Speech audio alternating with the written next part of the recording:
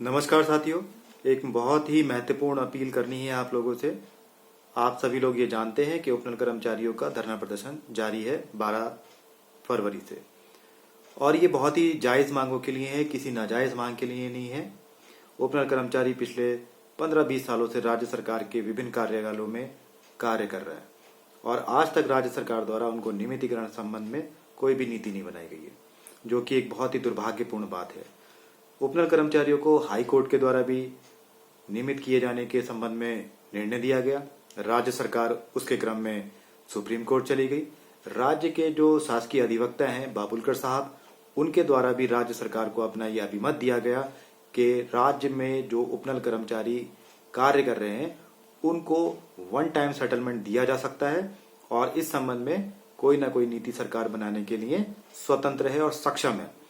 तो साथियों, आज तक सरकार द्वारा इस संबंध में कोई भी निर्णय नहीं लिया गया, जिससे साफ साफ ये दिखाई देता है कि उपनल कर्मचारियों के भविष्य को अंधकार में ढकेला जा रहा है। तो क्या आप लोग ये चाहेंगे कि आपका पूरा जीवन अंधकार में बीत जाए? और ऐसा कार्य करने से क्या फायदा, जिससे ना तो आप खुद को कोई भी सुरक्षित कर पाएंगे, ना ही अपनी वंश को सुरक्षित कर पाएंगे, यानी कि अपने बच्चों को सुरक्षित कर पाएंगे।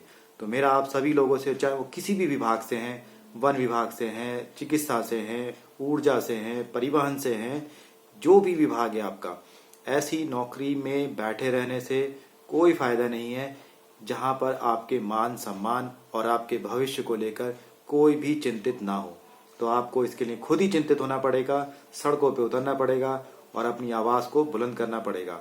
तो जैसा कि आप सभी को ये ज्ञात हो गया होगा विभिन्न माध्यमों से, मीडिया से, कि कल माननीय सैनिक कल्याण मंत्री जी के आवास पर कूच की जानी है। तो हम ये चाहते हैं कि जितने भी उपनल कर्मचारी हैं वो अधिक से अधिक संख्या में सुबह 10 बजे परेड ग्राउंड पहुंचे और वहां से हम लोग कूच करेंगे माननीय मंत्री जी के आवास के लिए, ताकि उन तक हमारी ये बात पहुंचे कि उपनल कर्मचारी कितना शोषित है और कितना पीड़ित है।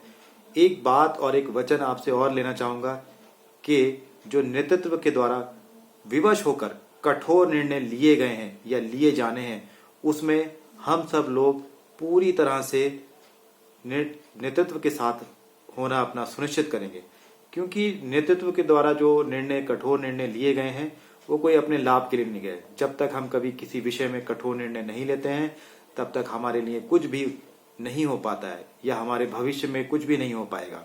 तो आप लोगों को इसमें अपना साथ देना ही होगा और उन कठोर निर्णयों में अडिग होकर खड़े रहना पड़ेगा। तो मैं आशा करता हूं और उम्मीद करता हूं आप सभी लोग अधिक से अधिक संख्या में कल सुबह 10 बजे परेड ग्राउंड पहुंचेंगे और परेड ग्राउंड पहुंचकर अपनी मांगों को मनवाने के लिए, अपनी जायज मांगों को मनवाने के लिए, अपने भविष्य को सुरक्षित करने के लिए अपनी आवाज बुलंद करेंगे और इस धरने को, इस आंदोलन को सफल बनाएंगे। धन्यवाद।